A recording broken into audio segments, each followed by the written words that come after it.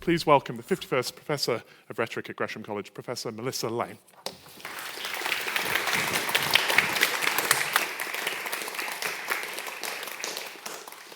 Thank you and good evening. Are there unwritten laws that transcend whatever a given political community has written down?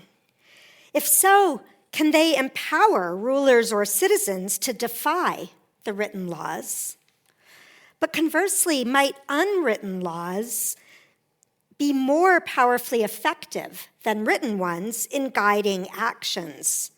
Might their bodily incorporation through memory and habit shape us more deeply than written laws could ever do? The idea of unwritten law would become proverbial in ancient Greek, but it was first used, so far as we know, in Sophocles' play Antigone, a play written in democratic Athens. And there, as I'll argue, the idea of unwritten law emerged parasitic on the written laws for which the city had become known, and which dated back especially to its great lawgiver Solon, as I discussed in my January lecture. But the idea of unwritten law would become most associated with a different Greek lawgiver, Lycurgus of Sparta, and with the laws that he gave to the Spartans, of which tradition would come to say that he had even prohibited their writing down.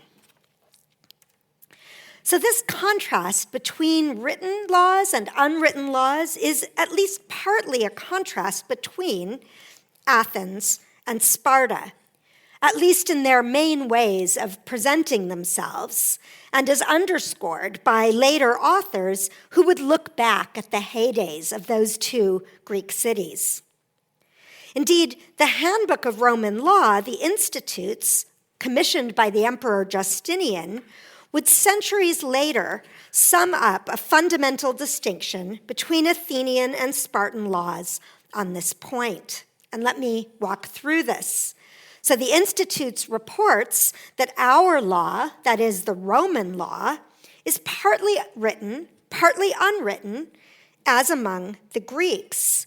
And it attributes those two kinds of laws to Athens and Sparta. So in Sparta, it was usual to commit to memory what was observed as law.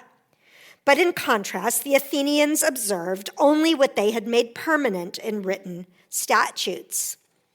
And in another clause of the Institutes, we find an expansion of this idea of the unwritten law, the laws committed to memory, not to writing, in Sparta, with their identification with ancient customs. And indeed, the Spartans believed that Lycurgus had established these unwritten laws in the form of their famously unusual customs. So just to cite one Spartan was supposed to have answered a man who wanted to know why the Spartans use short daggers in war. And he said, "Because we fight close to the enemy." Now, I take seriously this broad contrast between Athens and Sparta. But I'm going to argue tonight that both of these cities, in fact, made some use of both means of law, just as the Romans would later do. And this will lead me ultimately to suggest two thoughts that are relevant to today. So as a preview, on the one hand, I'm going to be suggesting that unwritten laws, customs, and conventions can be as important as written ones in protecting political communities. But on the other hand, I'm also going to argue that we should be wary of anyone, ruler or citizen, who defies the written laws in the name of higher laws or values.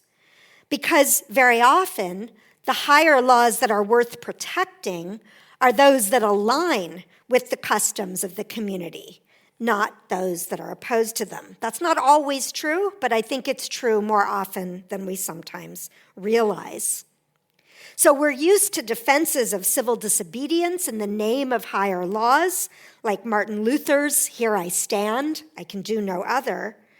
But tonight I want to remind us that everyday laws, too, sometimes need defending from the predations of rulers.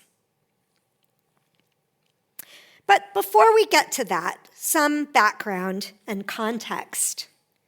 So in my January lecture, I described how the Greeks adapted a written alphabet from the Phoenicians in the 8th century before the Common Era, and they used it first for inscriptions on cups and tombstones, like the cup that you see on the right of this slide. And that it was about a century later that they started to write up occasional laws on stone or wood. And in Athens especially, writing began to permeate society. It would be used in business transactions, for wills and adoption, in political record keeping. And as I showed, the Athenians especially made great use of written laws, writing the laws of Solon, their greatest lawgiver, up all over the city. But as I also argued last time, writing is a tool. And as such, what I want to remind us tonight is that it's one tool among others, including tools that do without writing. We might say unwriting. And in this way, we can think of things like memorizing, observing, forming habits without relying on anything written down. So what we might call unwriting is hard to picture on the slide like this, but it should be added as a tool for law as well. So here's a specific example. I pointed out in September that the Greeks sometimes engage in singing the laws in order to ingrain them in people's memories. So they saw music as a tool. But importantly, that tool could be used in two ways. It could be used, they thought, in primitive societies that lacked written laws, but it could also be used alongside written laws in more sophisticated societies. And that kind of duality also characterizes unwriting. Unwriting, like memorizing and practicing, these are tools that can be used sometimes to substitute for written laws, but sometimes also to support them. And so that's the set of possibilities that I want to explore. Now, the Greek vocabulary for law itself manifests these possibilities. Laws could be described as ta grammata, the writings, but also individual laws could be referred to as hei rhetra, the spoken thing. And we'll see that that latter was especially the language associated with the laws of Sparta. And so in thinking about unwritten laws, we have to take account of all these possibilities. And let me just walk you through a number of distinctions that we have to bear in mind. So first of all, the idea of unwritten laws can refer to different modes of initial transmission. So unwritten laws can mean laws that were not originally written down, even if they could be later. Or it might refer to laws that remain unwritten. The phrase can also pick up these different modes of reception and internalization. So sometimes when people talk about unwritten laws, they mean laws received solely through memory and practice. But of course, unwritten law doesn't have a monopoly on those tools. One can also memorize and practice laws that one has read in writing. And the content of unwritten laws may also vary.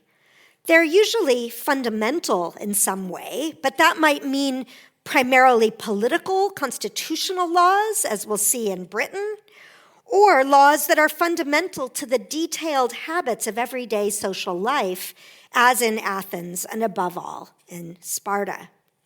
And finally, unwritten laws can refer to different origins or originators. So unwritten laws might mean laws that were laid down by the gods for the ancient Greeks.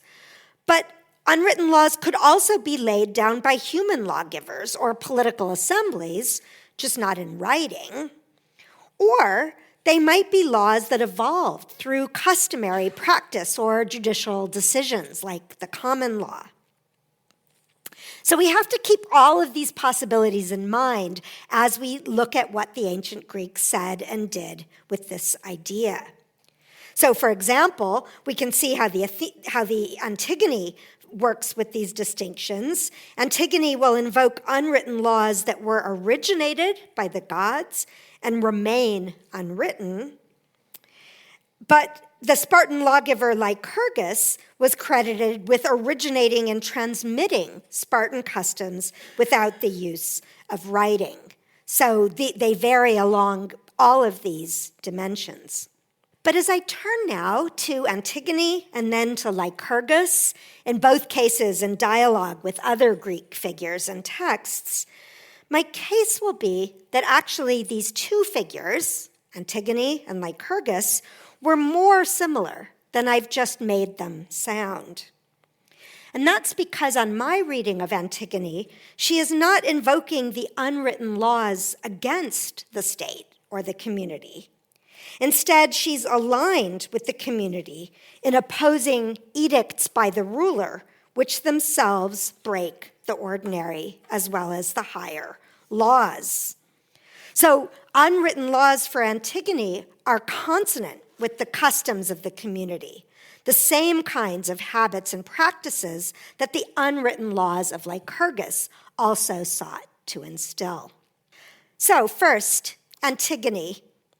And she is a legendary Theban princess whose story is presented most memorably in Sophocles' play of that name. So Antigone was one of the two daughters of Oedipus, who had been king of Thebes, but abandoned the throne after learning that he had unwittingly killed his father and married his mother. As the play called Antigone opens, Oedipus's two sons, Antigone's brothers, have both been killed, fighting against each other to take their father's throne. So one brother, Eteocles, had first taken the throne, and his brother Polynices had invaded Thebes to try to claim it. So with both of the sons of Oedipus dead, who would have been the natural heirs to the Theban throne, Thebes is now ruled by their uncle, Creon, to whose son, Haemon, Antigone has already been betrothed. And Antigone has one sister, Ismene.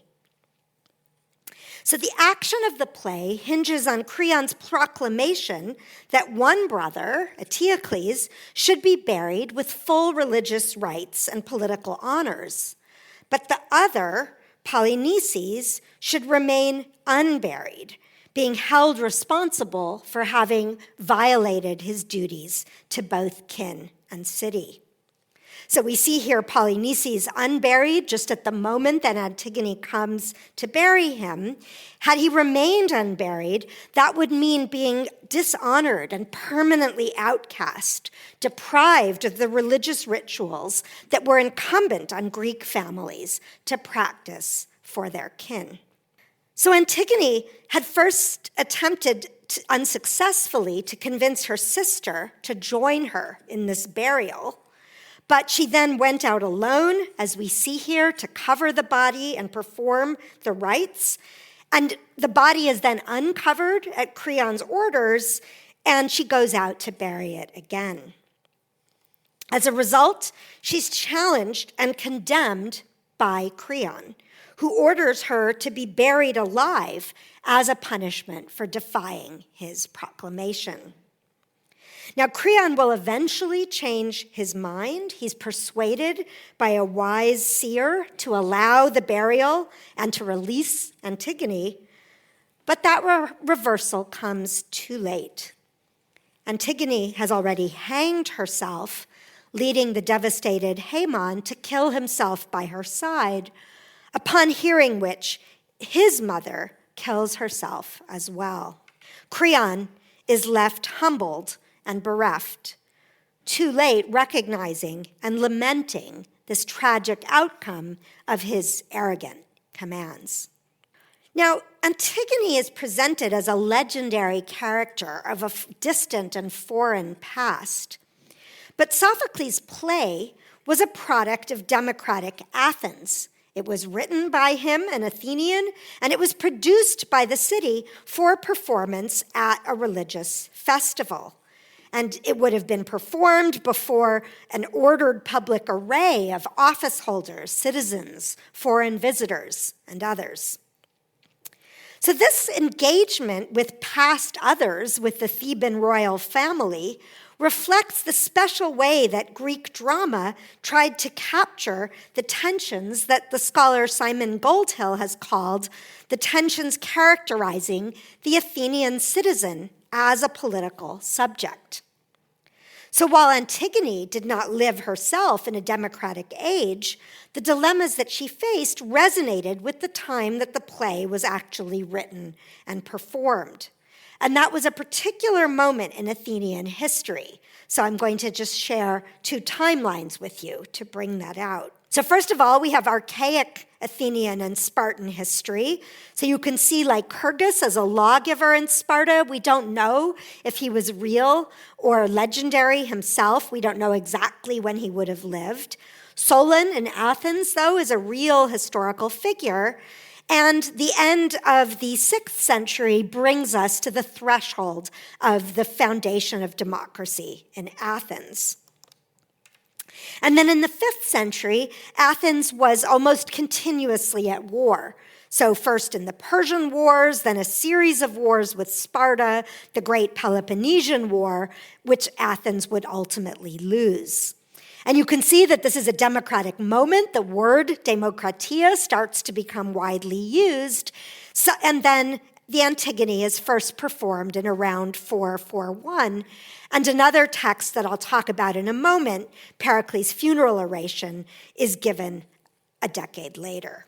So what you can see is that the Antigone is written in a moment after decades of war had left the Athenians torn by the competing demands of family and city as to how the dead should be commemorated and by whom.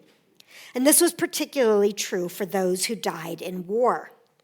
Was it the duty of the family to bury each corpse and to distinguish them by lineage and wealth? Or was it the duty of the city to bury them as equals who had died for a common democratic cause?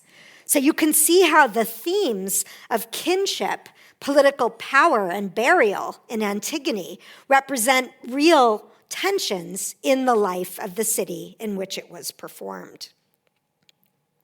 And the same is true of the issue of unwritten laws. So I noted at the beginning that this phrase, a phrase representing unwritten laws, almost certainly appears in Greek for the first time in this very play. And it encapsulates what has become known as a tragic moment in which the Athenians were experiencing what two French scholars have called a torn consciousness. So the Athenians at this very moment are caught between the archaic order of the gods and mortals and this new civic democratic order, especially distinguished by written laws. Indeed, as one historian has pointed out, it was only once laws were generally expected to be written that the very idea of unwritten laws could even be formulated. And so, on Rosalind Thomas's view, expressed in this statement, while we fasten on the fact that the phrase unwritten laws is first used in Antigone, the real novelty underlying that phrase was the spread of written law. So what's at stake in thinking about unwritten law is already the demands of the written. And so that opens the door to my reading of Antigone, against what I think are many readings which tend to oversimplify it.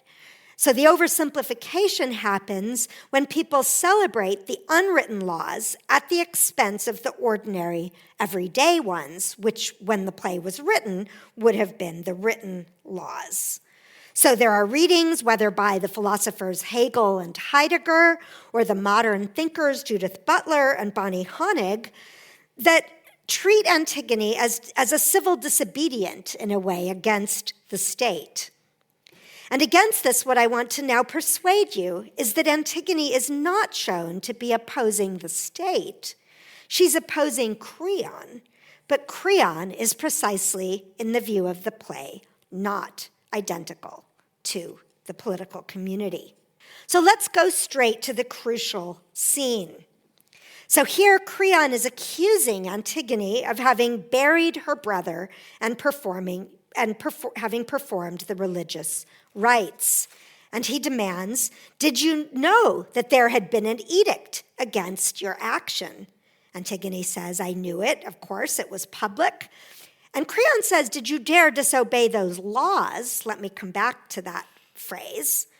But here's Antigone's crucial speech. She says, "It was not Zeus, the preeminent Olympian god, who proclaimed the edict, nor did justice enact such laws as that. I did not believe your proclamations had such power to override God's legal ordinances, which are unwritten and secure."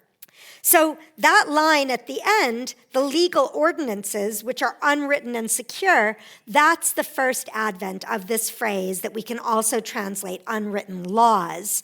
It's translated there as ordinances to mark that nomema is a slightly different word from nomos, but it can also mean law. And so this is where we get the idea of the unwritten laws. But the crucial point is that what Antigone is emphasizing is that Creon's proclamations that she defied were not really laws at all. Notice that she uses a verb and a noun that are rooted in the word for herald, kerux. And so what she's saying is this is just what Creon had a herald issue on his behalf. So what she's opposing are not the city's laws, but rather the new ruler's arbitrary dictates.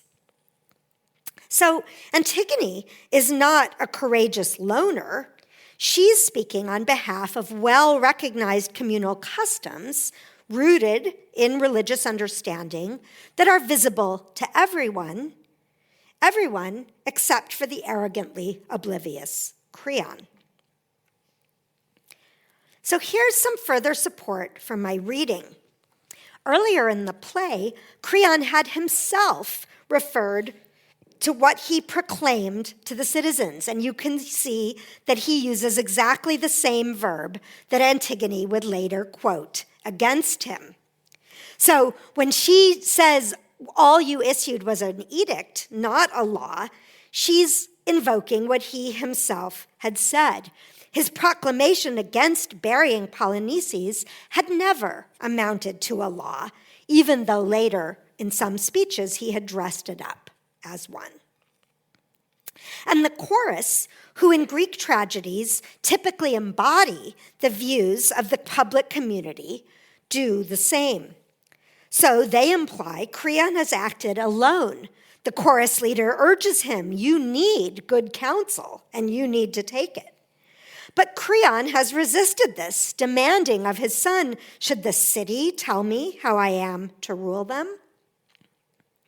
In fact, the chorus understand very well how rulers should act. The chorus leader had earlier pointed out that Creon's edict about the bodies of his nephews was simply his pleasure. But in fact, his power as a ruler should have been understood to be limited to acting within the law. So notice that first quotation, "To use any legal means lies in your power." And eventually, Creon himself comes to recognize this when he accepts the counsel of the wise old man eventually and decides to free Antigone. Creon finally recognizes that laws should constrain the ruler's edicts and decrees. So he says, "I am afraid it may be best to have kept the old accepted laws." But again, as I noted, he comes to that recognition too late. So in my reading, Creon is not a lawmaker. He is the lawbreaker. He's the one who is breaking both the human and the divine laws, the written laws of the city, as it were in Athens, and the unwritten laws.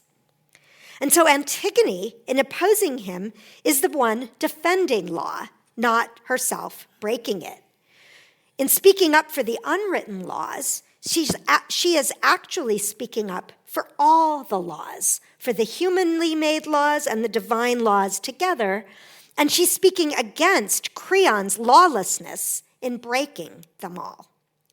By proclaiming edicts that undermine and contradict the laws, Creon transgresses his power and duty as a ruler to safeguard them. So in my interpretation, the important part about these unwritten laws is not just that they have divine sanction. They do. But it's also that having that divine sanction, they've long been incorporated into the life of the political community. They are part of those unwritten customs by which Thebans in the play live. And the chorus, again, which symbolizes that community, is squarely on Antigone's side.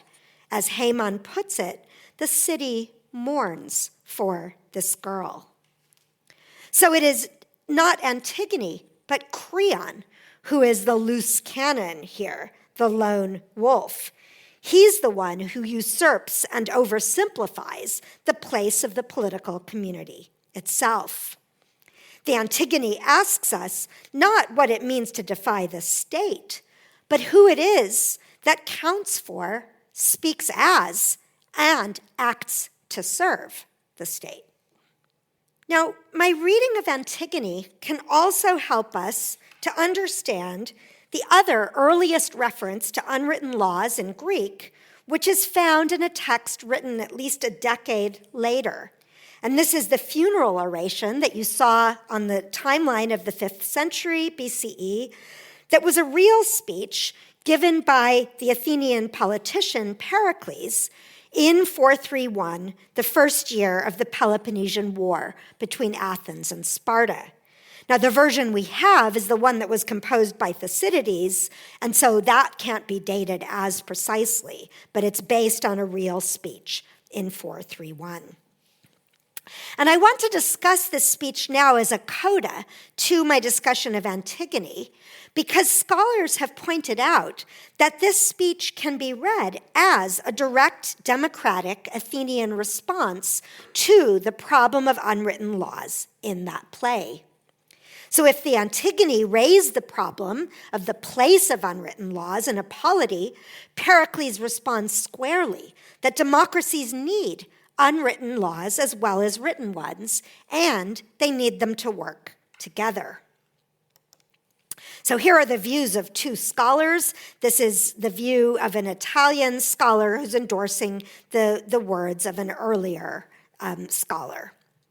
And one of the points made here is that there's a kind of long-distance dialogue. This is the words of Elisabetta Podige, in which Pericles was responding to Sophocles' Antigone and pointing out that Athenian democracy, too, was pervaded by a profound respect for unwritten laws. So Pericles is saying this isn't just the archaic Thebans, this is also true of contemporary Athenians.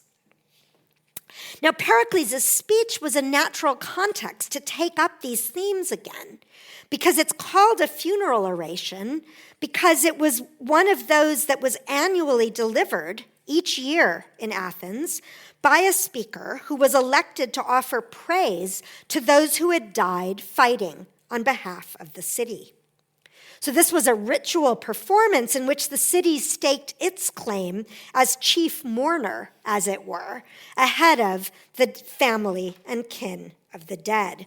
And so the occasion for Pericles' speech powerfully resonates with the themes of the Antigone. So let's see how he uses the idea of unwritten laws. So first, here's the context. So the context is that in praising the dead, he's also praising the Athenian democracy for which they've died. So he first introduces the constitution of the democracy. It's managed in the interests of the many, not the few. And then he makes a point about Athenian social customs. So he says, a spirit of freedom governs our conduct. And effectively, what he's saying here is that the Athenians are tolerant in their everyday interactions. They let small offenses and annoyances slide. They're not nosy neighbors to one another. But in saying that, he raises a potential problem. Doesn't that entail that they might be lax about obeying the laws, or that they might be prone to breaking them? If they're so free and tolerant, perhaps they're actually not willing to be bound by laws at all. And so this is what Pericles goes on to insist is not the case. And this is the context in which he uses the idea of unwritten laws. So he says, yes, we associate as individuals in this tolerant spirit, but nevertheless, we Athenians are the most law-abiding of people, and we obey all the laws. And then he says that includes those laws which, though unwritten, carry the sanction of public disgrace. So implicitly, he's saying we obey all the laws. That includes the written laws, of course, for which Athens was already famous, as I've shown. But here he's adding this phrase, unwritten laws. And here we get the actual phrase, nomoi agraphoi, literally laws which are without writing. And the idea is that these are laws that are unwritten customs that regulate the ways in which people interact. But the crucial point is that Pericles is not saying the unwritten laws trump the written laws, or they're higher than the written laws, or they're different from the written laws in some way that makes them incompatible. What he's saying is actually that the written laws and the unwritten laws work together. The Athenians obey all of them. They're all part and parcel of the city's overall identity. And so again, the scholar Elisabetta Podige points out that it's in Pericles' funeral oration that we can see this principle of the complementarity of written and unwritten laws, and other scholars have pointed out that this would go on to be the case in 4th century rhetorical speeches and the law courts. The unwritten laws are always invoked in support of the written laws, not against them. And so read thus, Pericles' appeal to unwritten laws is actually very similar to the idea of the unwritten British Constitution. Now, as you know, of course, many of the documents that have constitutional status in the UK, such as the Magna Carta, the 1689 Bill of Rights and others, are actually written down, and they were originally written down. But the point of the idea of the unwritten constitution is that those written documents are embedded in a set of principles, judgments, and norms that either originated as unwritten, so they might have originated in oral judgments instead of written statutes, and or that remain unwritten, as in the case of constitutional conventions, for example, the Convention of Collective Cabinet Responsibility. So remember that analytical chart that we saw? Unwritten laws and conventions can mean that they originated as unwritten, that they remain unwritten, that they are transmitted orally, that they're received orally. So we can see all of this at work in the idea of the British Constitution. And what this means is that it's incumbent on those participating in political life to live up to these conventions and to keep them on pain of the whole system falling apart. And that's the point that's being made in this quotation by the emeritus Gresham professor of law, Vernon Bogdanor, who notes that the peculiarity of the British Constitution is that it's the players themselves who interpret the way in which the rules are to be applied. Ultimately, the last line of constitutional defense are the participants in the Constitution themselves. So for modern Britain, as I've argued for Antigone and Pericles, the written and unwritten laws of the city most often, and very often, fit together, and the unwritten laws have the greatest authority when they're acknowledged as rooted in established civic conventions. Now, these modern British conventions, unwritten conventions and customs, are usually thought of as limited to the narrowly political domain. So these norms about ministerial responsibility, for example. But we already saw that for Pericles in Athens, the content of the unwritten customs went much further. So, for example, they embraced whether neighbors meddle with one another or leave each other alone. So Athens already went far beyond modern Britain in the scope of its unwritten laws. But no ancient Greek society has taken, perhaps no society at all, has taken the extension of unwritten laws to permeate the whole of society more seriously than did ancient Sparta. And so now I turn to the Spartans. So ancient Sparta would become the subject of what one scholar, Michael Flower, has called an invented tradition, as he's written, and I quote, "The very scarcity of written laws in Sparta made it possible to invent the tradition that they had been prohibited." And we'll look in a moment at where I think that tradition was invented. But that tradition, the idea that the laws were prohibited from being written in Sparta, is based on at least some facts about the tendencies and characteristics of ancient Spartan society. It definitely seems that if there were written Spartan laws, they were quite scarce. There are no surviving written Spartan laws, even though a 2nd century Greek traveler in the Common Era would refer in passing to Lycurgus as having written the laws for the Spartans. So it's not a universal tradition that Lycurgus eschewed writing, but it would become a very influential one. And that tradition, as far as we know, and I think that we have good reason to believe, was invented, certainly promulgated by Plutarch, who was a biographer and a philosopher writing in Greek in the 1st to 2nd centuries of the Common Era. So let's consider the crucial passages of Plutarch's biography of Lycurgus. Remember that real or legendary Spartan lawgiver. So here's the most important quotation. So Plutarch writes, "None of his laws were put into writing by Lycurgus. Indeed, one of the so-called Rhetres, notice that word for the oral law, forbids it." And why? Because Lycurgus thought that if the principles were implanted in the habits and training of the citizens, they would remain unchanged and secure. Now, these aren't the same words in Greek that Antigone in Sophocles' rendition had used, but it's the same idea. The thought here is that unwritten laws, laws that are transmitted through memory and practice, but not through writing, can paradoxically be even more deeply ingrained than can written ones. And so this is about what I called the reception and the transmission of the laws. So the laws are transmitted orally and they're received orally. The Spartans hear them, they memorize them from what they hear, and they observe one another and practice. So lawgiving is to be diverted away from written laws into unwritten customs. And Plutarch goes on in describing Lycurgus that he thought that it was better not to hamper people by written constraints or fixed usages, but instead to rely on education.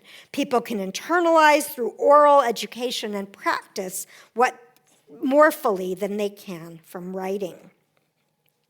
And this was put into practice in the famous Spartan training, the agoge, a mandatory training course for young citizen men who were made to embark on a whole series of arduous tasks as part of their training, and we have to acknowledge, it's crucial to say, that this was in the service of what the city saw as necessary to dominate and exploit its subjected populations. So Sparta, like Athens, was in the business of subjugation in Sparta for the Helot populations and in Athens for its slaves. So this move of Lycurgus in inculcating the telos of the city, the purposes of the city, into the citizens' habits suggests that they will be best able, through those habits, to know how to act. And we see this in another text of Plutarch where he recounts these sayings of Spartans. So here Lycurgus is asked why he had not made use of written laws, and he says, because those who are trained can decide best for themselves. And similarly, Plutarch reports a Spartan king giving this answer when someone asked why the Spartans kept the laws in regard to bravery unwritten. So notice here that this is not about what Lycurgus did, but why the Spartans are maintaining this custom of keeping their laws unwritten, in this case only perhaps a subset of the laws. And what the Spartan king says is this: because the young ought to accustom themselves to deeds of manly valor, and that's a better thing than to apply their minds to writing.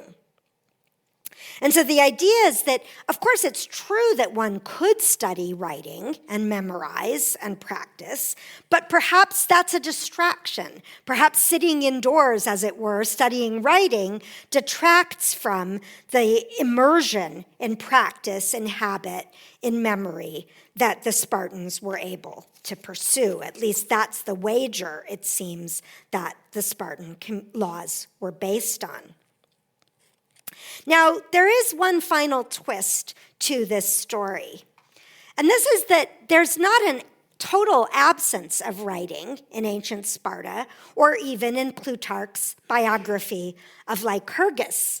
So Plutarch starts by saying that at an earlier moment in his life, Lycurgus wrote down Homer's poems. So he's using writing, just not for giving laws. Similarly, he institutes the use of writing with scribes in Spartan elections. And he says later kings added a clause to one of the main laws, and they did so in writing. You can see that same root for graphein in the verb that describes what these later kings did. So this is my point that, in fact, it doesn't seem to be the case that there were no written laws in ancient Sparta. This wasn't a total rejection of writing as a tool. The Spartans were well capable of using writing as a tool when they chose to do so. But what the story of the Spartans reminds us, and that contrast between Athenian emphasis on writing, Spartan emphasis on unwriting, is that each of these is a tool that has both drawbacks and advantages. So we have to think about what we're trying to achieve with laws in deciding which tool to use. So let me conclude, and I want to now develop the two lessons which I promised that I would draw from this lecture. And both of them arise from the view of unwritten law as the other side of the coin of written law. So on my account, unwritten law is not something completely other. It's aiming at the same purposes. It's just using a different set of tools to achieve them. So in that light, lesson one is that unwritten laws, customs, and conventions can be as important as written laws in protecting the health of a community. And this was something already articulated by the philosopher Plato. So in his work called The Laws, Plato has an Athenian visitor to Crete observe that unwritten customs are essential complements to written laws. And his character says, these are the bonds that hold any political system together. And if they get out of true, as if they were the wood of carpenters, the whole house of laws, as it were, might collapse. So this is very much like Pericles' point. The unwritten customs have to be acting in support of the written laws, and lawgivers have to concern themselves with the health of the customs as well as the written laws, on pain of the whole system malfunctioning if its hidden supports collapse. And yet, while unwritten laws are important, they're not a license for rulers to do whatever they please. And this is the second lesson, the one that I drew primarily from Antigone. Creon is not the state. Antigone is not against the state. She is obeying the gods, but in doing so aligning with the views and customs of the community. So again, I think we have to be wary of any ruler or citizen who defies the written laws in the name of higher values. Because the higher values, the unwritten laws, if you will, that are worth protecting are very often, not always, but very often aligned with the values and customs that are already present in the community and in its written laws. So Antigone suggests that we should pause before allowing rulers to claim the authorization to break existing written laws on the basis of some higher principle. The Greek traditions of unwritten laws suggest that unwriting is a tool. It's not an automatic trump.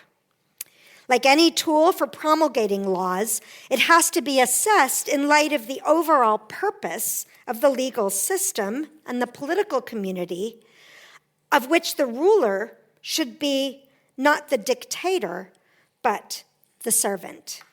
Thank you very much.